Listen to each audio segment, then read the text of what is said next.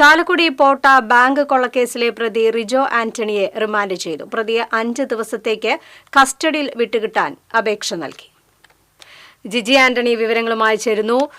ജിജി, നമുക്കറിയാം കേരള പോലീസിന്റെ അന്വേഷണ മികവ് തന്നെയാണ് ഈ ചാലക്കുടി പോട്ട ബാങ്ക് കവർച്ചയിലും വേഗത്തിൽ പ്രതിയെ പിടികൂടാൻ സാധിച്ചത്. ഇന്നിപ്പോൾ പ്രതിയെ വീട്ടിലും ബാങ്കിലും എത്തിച്ച് തെളിവെടുപ്പ് നടത്തി. ഇപ്പോൾ കോടതിയിൽ ഹാജരാക്കിയ പ്രതി 5 ദിവസത്തേക്ക് റിമാൻഡ് ചെയ്ത പ്രതി 5 ദിവസത്തേക്ക് വിട്ടുകിട്ടാൻ പോലീസ് അപേക്ഷ നൽകിയിട്ടുണ്ട്. എന്തൊക്കെയാണ് ചാലക്കുടിയിൽ നിന്നും ലഭ്യമാകുന്ന വിവരങ്ങൾ? കൃത്യമായ ആസൂത്രണത്തോടെ റിജോ ആന്റണി നടത്തിയ ബാങ്ക് കവർച്ചാ കേസ് 36 മണിക്കൂറിനുള്ളിൽ പോലീസിന് പിടികൂട്ടാനായത് എന്ന് തന്നെ പോലീസിന് ആശ്വസിക്കാവുന്ന കാര്യമാണ്. പ്രതിയെ രാവിലെ കവർച്ച നടത്തിയ ബാങ്കിലും പ്രതിയുടെ വീട്ടിലും പ്രതി പണം കൈമാറിയ സുഹൃത്തിന്റെ വീട്ടിലും എത്തിച്ച് തെളിവെടുപ്പ് നടത്തി. മോഷണം നടത്തിയ 15 ലക്ഷം രൂപയിൽ 10,000 രൂപ ഒഴികെ ബാക്കി തുക മുഴുവനും കണ്ടെടുക്കാനായി എന്നതാണ് വലിയ ആശ്വാസമായിരിക്കുന്നത്.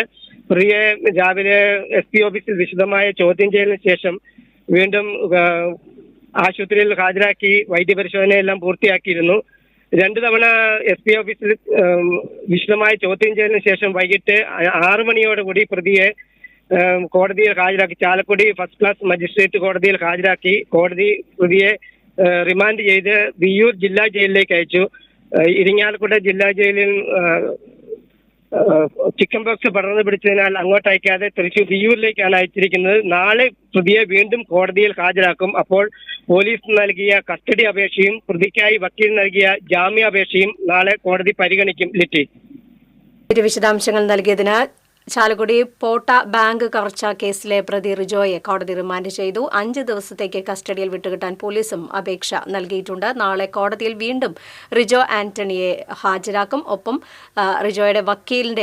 റിജോയുടെ ജാമ്യാപേക്ഷയുമായി വക്കീലും ഹാജരാകും.